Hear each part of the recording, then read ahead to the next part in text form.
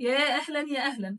شهر يونيو هو شهر الmen's health awareness month، يعني شهر التوعية بصحة الرجال. بس خلّينا الأول نتكلم يعني إيه صحة. صحة دي اللي هي شاملة الصحة الجسدية، لإن إحصائيًا معظم الرجالة هم بياخدوا نصيب الأسد من الأمراض القلب والأمراض الضغط والسُكّر والكبد وسرطانات الرئة، لكذا سبب متعلق بالجينات ومتعلق بالlifestyle بتاعهم ومتعلق بعدم قدرتهم على التعامل مع صحتهم النفسية. يعني ما بيعرفوش يتعاملوا مع ضغوطات الحياة، ما بيقدروش يعبّروا عن مشاعرهم، ما بيقدروش يتعاملوا مع أفكارهم ويوجّهوها، ما بيعرفوش يحلّوا الخلافات. فهو الشهر ده هو إن إحنا هنعمل توعية لصحة الرجال النفسية والجسدية. نُقف بقى عند كلمة رجال، لإن هو الman بتتّرجم بالtranslator إن هي رجالة، بس الحقيقة أنا مش شايفة إن هي صح، لإن الرجولة دي دور مجتمعي.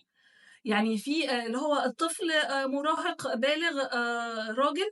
الراجل ده دوره المجتمعي راجل، بس هو مش يعني هو وصف، بدليل إيه؟ إن إحنا ممكن نسحب الرجولة من أي حد.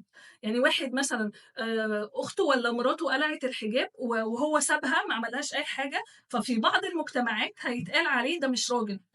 ده دايوث مثلًا يعني.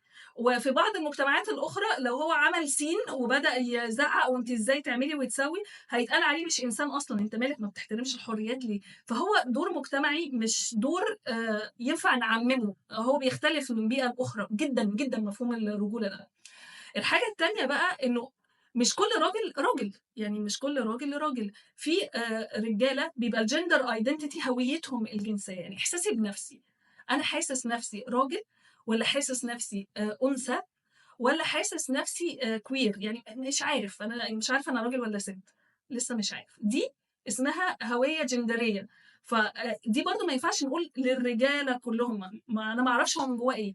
وغير كده في الميول الجنسية بقى، اللي هو راجل بيميل للجنس الآخر، فاللي هو straight أو heterosexual، وفي راجل بيميل لنفس الجنس homosexual، وفي راجل بيميل لكل حاجة، أي حاجة معدية bisexual، وفي راجل asexual أصلًا، وفي راجل transsexual، يعني في حاجات كتير.